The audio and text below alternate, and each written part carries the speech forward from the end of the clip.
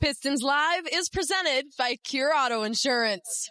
Well, what a game this was. Had a little bit of everything. Some emotional highs, some emotional lows. And man, oh man, it was a physical and emotional battle all night long. But the Pistons came out on top, 110-104 the final. And the bench proved to be the ones that were able to come in and really close this thing out and get it done. Natalie Kerwin alongside Greg Kelser here welcoming you all onto Pistons Live Postgame. And wow, is all I have to say from watching that. Incredible. What a big win for this group and a foundational win that I think will help them as they continue on through this season and into the playoffs, learning how to win through tough moments. Yeah, learning how to win through tough moments, but also learning maybe a lesson while winning in keeping your heads, keeping your composure, because this is not over for the Pistons, I don't think. We'll find out what the future ramifications are going to be and what it might mean for the game in Toronto on Wednesday and then beyond. But staying in the moment, it was an incredible display of courage, I think, and just believing once again and showing everybody that no matter what, you know how to win. Because the Pistons were without Jalen Duren and Isaiah Stewart from about the middle of the third quarter on. Ron Holland wasn't even in North Carolina for personal reasons. So that was part of the equation too. And I thought when all of that went down and they cleared everything out, that this crowd would be big time into it, and they were. But it was the Pistons that really stepped up to the challenge. They went from 8 up to 16 up once that melee occurred. And that gave them enough of a cushion to hang in there and deal with whatever Charlotte had left. And they end up walking out of here with a big victory. It was tremendous. Cade Cunningham, huge down the stretch, as he has been all year. He's one of the best clutch performers in the league. That was on display tonight. But you cannot. Duncan Robinson, I thought, was excellent. You cannot say enough about Paul Reed. Paul Reed has saved them yet again.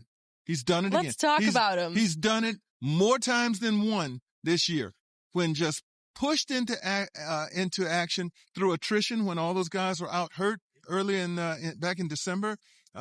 Remember, he played that great game, 28 and 13 against the Bulls. Played a great game against Philadelphia to follow that one up as a starter. But here tonight, out of nowhere, Paul Reed has to come in, and that's what he does, folks. He is not afraid of the moment. He'll tell you that he puts the work in, and he does. I mean, he works like nobody else. But he was always where the action was in this game, getting blocks, getting rebounds, getting assists, scoring the hoop, knocking down free throws. He was outstanding. Without Paul Reed being able to come into the game and do what he did tonight, Pistons would not have won. I'm sure of that. And I like what he said in his interview with you.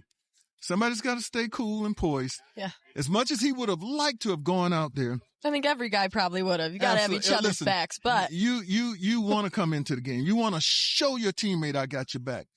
But Paul Reed understood, if I go out there, I'm going to be ejected. And then who's going to go out there?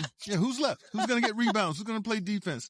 He kept his poise, and he helped seal this game. Yeah, he did. And he's our Cure Auto player of the game for that reason. So he's always he comes in, and it was just funny throughout the broadcast. It's like he was in on every big play. It's like, oh, there he is again. There he is again. Rebound, steal, tip, this and that. I mean, he affects the game in so many ways, and that's what you got to love about him. So he is always ready, and that's his mindset. That's how he prepares every single day. This was another example of just what we were talking about before the game.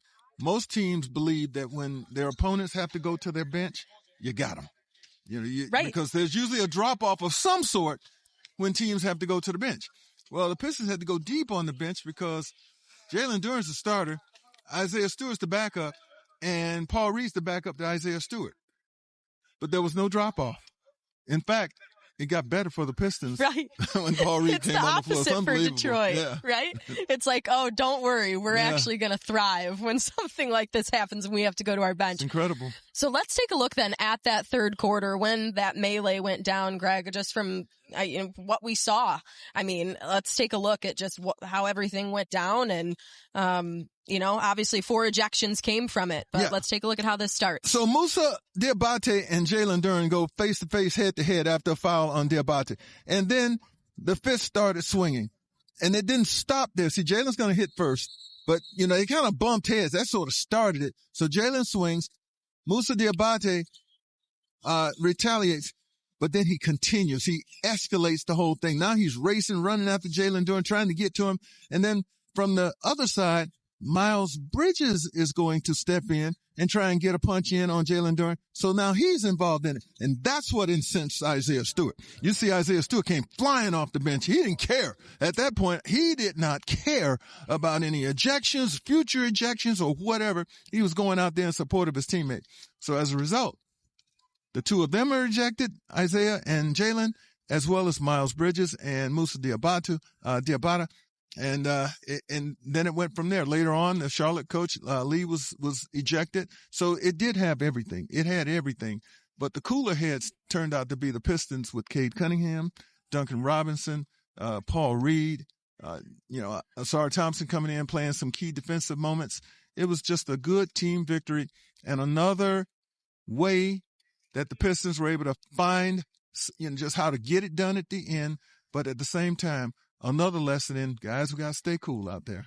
Just got to figure out a way to stay cool even when the game might be at its most intense. All right. Everybody stay calm as best you can. And the rest of this group did, and they were able to get it done. So you mentioned Duncan Robinson. Let's talk about Dunkyard Dog. We're making him our Buick GMC Pro Vision here today. We saw a few plays from him, a few little dunks, even though he made fun of himself, felt like he had a parachute on, he said, when he went up for that first one. But then I felt like he was flying after that. Duncan played a really good game, a good movement without the ball game, hit a couple of outside shots, but did a lot inside that arc for him. Here he is right here helping to corral ball. And this ball eventually, goes over to the Pistons. Here he is again, just in the right place with active hands. Here's that dunk he had, or near dunk he had, or dunk he didn't have in the first half. Beautiful footwork there. He's proud of his footwork when, he's able to display it in a game. Got a 3-point opportunity there. Did get a dunk eventually in this game. He was a huge part of what the Pistons were able to accomplish. If I look at the notes, I'll find that Duncan Robinson had 18 points in the game. 18 big points in 24 minutes of action. He was 8 of 10 from the floor. Only 1 of 3 from triple end. He did a lot inside the arc. Right, which is not what we usually see from him. Not normally, but good to see. Good to see. Expanding the game a little bit, impacting it in other ways. Well, speaking of 3-pointers, that's what Charlotte obviously was hanging their head on tonight, especially in that first half. But the Pistons were dominating inside, which is what they usually do. And that was the tail of the first half, as you were explaining really well. It was like strength on strength.